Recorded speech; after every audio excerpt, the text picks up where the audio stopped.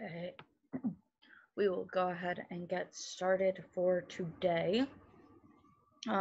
So today, well, this whole week we're talking about kind of the earth and the sky. So today the topic is the sky, weather, and space. So out of those three, I decided to focus more on space, but I will show you a really cool, easy experiment to do at home that pertains to weather.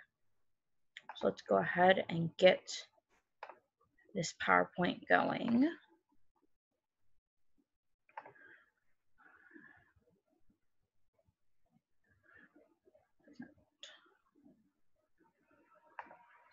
There we go.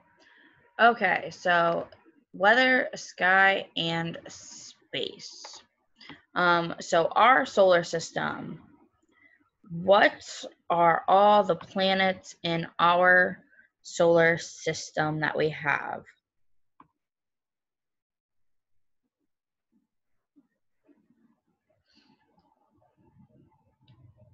That is what we're going to talk about today. And then I know growing up, our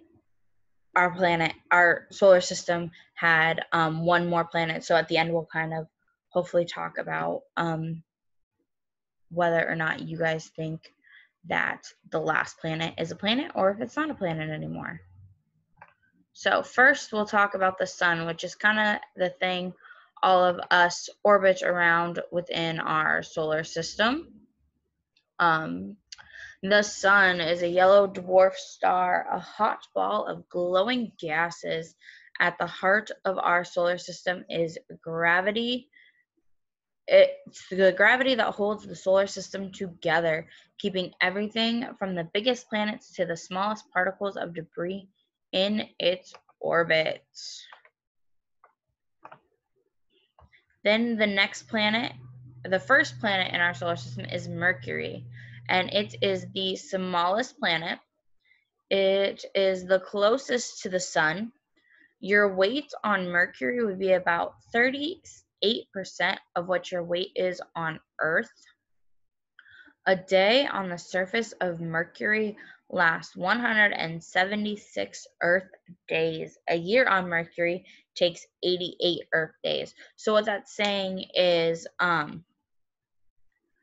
1 day on Mercury would be us going 176 days on Earth. And then because of how close Mercury is to the sun, it only takes 88 days of Earth days for it to orbit around and create a year. So 88 of our days equals 1 year on Mercury. Next, we have Venus. Venus is sometimes referred to as the morning star and evening star. 1 day on Venus is longer than 1 year. Venus is named after the Roman goddess of love and beauty, and Venus is sometimes called Earth's sister planet. Venus is sometimes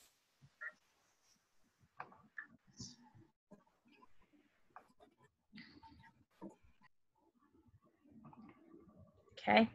Hey guys, we're just talking about today. Our topic was the sky, weather, and space. So we're talking about space right now, and then I'm going to show you one really cool experiment that I'm going to do here, and then I'm going to show you a video of another one. So we're just talking planets. Okay, the next planet in our solar system is Earth. The Earth's rotation is actually gradually slowing. The Earth was once believed to be the center of the universe. So before we knew all about our solar system and all this stuff, people thought that Earth was actually the center of the universe. Earth has a powerful magnetic field. There's only one natural satellite of the planet Earth. Earth is the only planet not named after a god. So most of the other planets, they get their names from like Greek gods and stuff. And the Earth is the densest planet in our solar system. Then after Earth, we have Mars. Mars and Earth have approximately the same land mass. Mars is home to the tallest mountain in the solar system. Only 18 missions to Mars have been successful. So if you remember back when we were kind of talking earlier in this summer, I talked to you guys a little bit about space when we were talking about what the S stood for in STEAM. And they have been trying to send missions to Mars for years to kind of see what Mars is like. And Mars has the largest dust storms in the solar system. Then after Mars, we have Jupiter. Jupiter is the 5th planet from the sun and the largest planet in our solar system. It is made out of swirling gases and liquids such as 90% hydrogen and 10% helium, and it's very similar to the sun. And Jupiter has a total of 79 confirmed moons. That's a lot of moons. We only have one, and Jupiter has 79 of them. Then you have Saturn. Saturn is the most distant planet that can be seen with the naked eye. Saturn was known to the ancients, including the Babylonians and the Far Eastern observers. Saturn is the flattest planet. Saturn orbits the sun once every 29.4 Earth years. So our year on Earth is 365 days, 366 if we have a leap year. It takes 29 and then a fourth of a 30th year for Saturn to orbit the sun. And then Saturn's upper atmosphere is divided into bands of clouds, and Saturn is usually known for its rings. Everybody always talks about the rings of Saturn. Then you have Uranus. Did you know that Jupiter had wings, but now they're facing into thin gas? I knew Jupiter kind of has rings. They're very, I think they're fainter than Saturn, so Jupiter's not as known for its rings, but I know it does have some form of rings around it. And then Uranus is the coldest planet in the solar system. It orbits the sun on its side. So this planet actually orbits on its side. It doesn't orbit on its bottom like everybody else does. It orbits on its side. A season on Uranus lasts one long day, 42 years. It's the second least dense planet. It also has rings. So you can't see them in this picture that I have, but this planet also has rings around it. And the atmosphere contains ice, and it has 27 moons. And then Neptune, which is now considered the last planet in our solar system, is the most distant planet from the sun. It is the smallest gas giant. A year on Neptune lasts 165 Earth years. So in order for Neptune to orbit the sun, we would have to go through 165 years here on Earth first. And Neptune is named after the Roman god of the sea. And Neptune also has rings. It has 6 very faint rings. Okay, so now this is considered the last planet of our solar system. But when I was in school and growing up, I always learned about Pluto, and I think you guys still learn about Pluto. So we're going to learn about Pluto a little bit today. So Pluto is named after the Roman god of the underworld. It was reclassified from a planet to a dwarf planet in 2006. So up until 2006, Pluto was considered to be a planet. When it was discovered in 1930 by the Lowell Observatory, it was considered to be a planet. But then after years of looking at it and how small it is and it kind of looks like a moon, they decided to reclassify it from a planet to a dwarf planet. So it's still a planet technically, it's just considered a smaller planet. It has 5 known moons. It is the largest dwarf planet that we know of, and it is 1/3 water. My mom and me, Pluto is our favorite planet, but I still do not understand why they made a dwarf planet. Only because it got farther and farther away from the sun doesn't mean it wasn't part of our solar system. I know. I like that. I always thought Pluto was a pretty cool planet too. So I was kind of sad when they said it wasn't technically a planet anymore. that it was a dwarf planet just because of how far it's been floating away from the sun. But yeah, I'm with you there. I believe Pluto is a great little planet in our solar system. So that was about our solar system. Like I said, today was the sky, weather, and space. So I actually want to talk to you a little bit about weather though. So what kind of weather do we have here in Nebraska?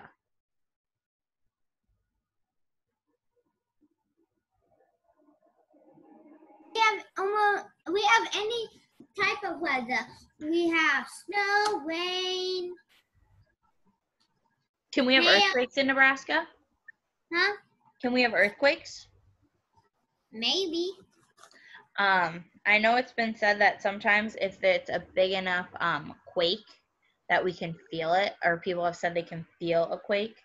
And then if you are one of those, if you like all these science-y type things, you can also learn how to make your own rainbow. When it hasn't rained but you want to see a rainbow, you can take a glass of water and a piece of paper and kind of hold it up to a window and you can see a rainbow. Today I'm going to show you how to make a tornado in a you can either make it in a bottle, like a plastic water bottle that you used to drink out of. I actually have a mason jar, so I'm going to do it out of a mason jar. But I'm going to show you guys how to make a mason jar tornado. So the things you will need is, well, you need a mason jar, okay? So we're going to make our own little tornado, and I hope this works. Sometimes it works for me, sometimes it doesn't. And then you have to have water, and you're going to fill the water pretty high in your jar. Hopefully I got enough water. Not, I'll go grab more. But you're going to fill the water up, and then you're going to add a good squirt of dish soap. And then I don't have vinegar at my house. It's just something I don't have. And you can also add food coloring. I also don't have food coloring at my house. And you just kind of swirl it around, and you can kind of see it's a little hard with the lighting and where I'm doing this, but when you swirl it around, it creates the tornado effect. Can you guys kind of see that? Kind of, maybe. But this is a really easy science experiment you can do at home. And like I said, you can add blue food coloring to it if you want. Like I said, I don't have any. I have every other color but blue in my house. And you can create a tornado. And if it's getting too bubbly, like you see, because I've been swirling mine so much now, it's kind of getting really bubbly. You can add vinegar to it to kind of help so it doesn't get as bubbly. But that's an easy way to do a science experiment with some weather in your house. Just something fun you can do to learn a little bit more about weather. Okay, and let's see if I can get this video to pull up of the other thing I wanted to show you for science.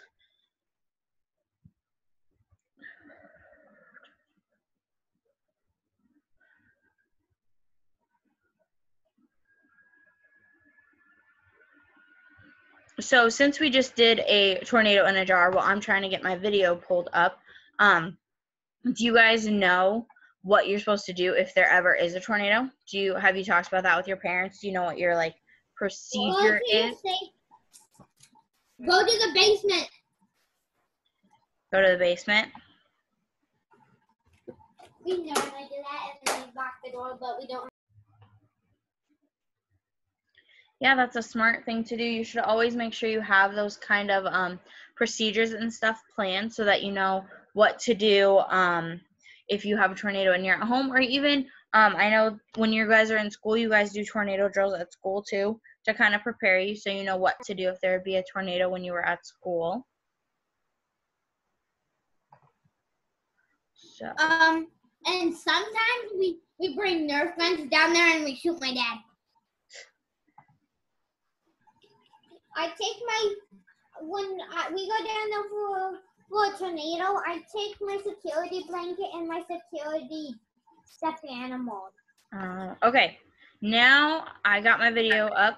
I'm going to show you guys a cool video of how to make clouds in a mason jar, okay? So I showed you how to make a tornado. This video, this lady is going to show you how you make a cloud in a mason jar too. It's a pretty cool experiment.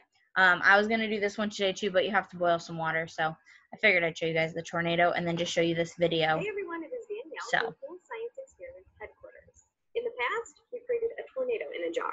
Well, today, we're going to create a cloud in a jar. Are you ready? Let's get started.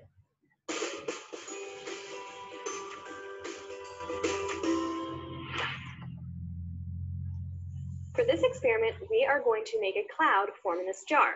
You're going to need to perform the steps pretty quickly, so make sure you have all the necessary items handy. For the first step, you're going to take some boiling water, you're going to pour it into the jar. You'll notice that our water is blue. That's because we've added a couple drops of blue food coloring. The next step is to spray some hairspray into the jar. After you spray the hairspray, you're going to quickly put the lid on and then put a couple pieces of ice on top of the lid. And now we're going to wait. And if you watch carefully and closely right here, you'll see the cloud begin to form. So let's look a little closer. As you can see, the cloud has started to form in the top of the jar. Be sure to watch to the very end when we release it into the air. Can you tell me, how are we able to make a cloud in a jar? Leave a comment below to submit your guess, and then visit CoolScienceExperimentsHeadquarters.com to find out the answer. You'll be able to print out instructions for this experiment, and you can find many more experiments that you can do at home too. Thanks for watching, and we'll see you next time. Okay, so now watch what happens when they open the jar. It just kind of smokes out, which is crazy that you can even make clouds in a jar, I think. So, if you guys don't have any questions on weather, that is about, or space or anything like that, that is about all that I have for you guys today.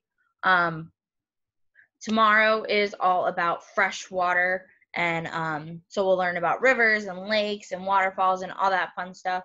And then, like I said, Thursday we'll do another experiment. We'll make a volcano. I hope you guys learned something new today, and I will see you guys tomorrow, hopefully. We've seen a mini waterfall, right, Meadow? Yeah. Have you? I have seen a mini waterfall too. I've never seen a big waterfall. It'd be really cool to see one someday.